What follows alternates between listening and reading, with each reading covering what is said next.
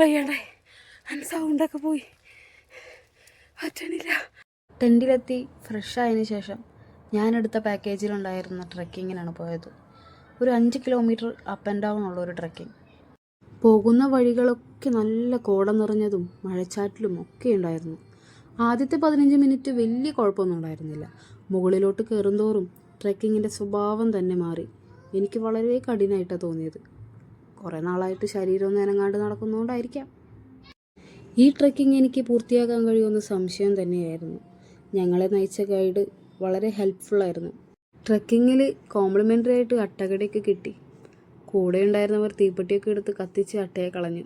ചെറിയ വേദനയൊക്കെ ഉണ്ടായിരുന്നു കേട്ടോ. മഴയായതുകൊണ്ട് അട്ടകൾ കൂടുതലായിട്ട് കാണാമെന്ന് ഗൈഡ് പറഞ്ഞിരുന്നു. ട്രെക്കിംഗ് അവസാനിച്ചപ്പോഴുള്ള വ്യൂസ് ഉണ്ടല്ലോ, ഒരു രക്ഷയുമില്ലായിരുന്നു. ചുറ്റും കോടയും തണുപ്പും. എൻ്റെ ഫസ്റ്റ് എക്സ്പീരിയൻസ് തന്നെയായിരുന്നു അത്. മഴ സീസൺ ആയതുകൊണ്ടായിരിക്കാം സൺസെറ്റ് കാണാൻ പറ്റിയില്ല. പക്ഷേ അവിടെ ഉണ്ടായിരുന്ന ആ വ്യൂ, ഒരു മലയുടെ മുകളിൽ ഇത്ര തണുപ്പും കോടയും ചെറിയ മഴച്ചാറ്റിലും, നല്ലൊരു എക്സ്പീരിയൻസ് തന്നെയായിരുന്നു. ഞങ്ങളെല്ലാവരും കുറച്ചു നേരം അവിടെ ഇരുന്നതിന് ശേഷം ഞങ്ങൾ താഴോട്ട് തിരിച്ചിറങ്ങി. മുകളിലോട്ട് കയറിയ പ്രശ്നമൊന്നും താഴോട്ട് ഇറങ്ങുമ്പോൾ ഇല്ലായിരുന്നു.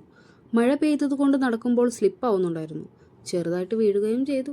നടന്ന് പകുതിയായപ്പോഴേക്കും ഗൈഡ് ഞങ്ങൾക്ക് ജീപ്പ് അറേഞ്ച് ചെയ്ത് തന്നു. വേഗം തിരിച്ച് ടെൻറ്റിലെത്തി ഫ്രഷായി ഫുഡൊക്കെ കഴിച്ച് ചെറിയ ക്യാമ്പ് ഫയർ ഒക്കെ ഉണ്ടായിരുന്നു. പിറ്റേ ദിവസത്തെ സൺറൈസ് കാണാൻ പോകാനുള്ള ആകാംക്ഷയിൽ വേഗം തന്നെ കിടന്നുറങ്ങി. ബാക്കി വിശേഷങ്ങൾ അടുത്ത വീഡിയോയിൽ.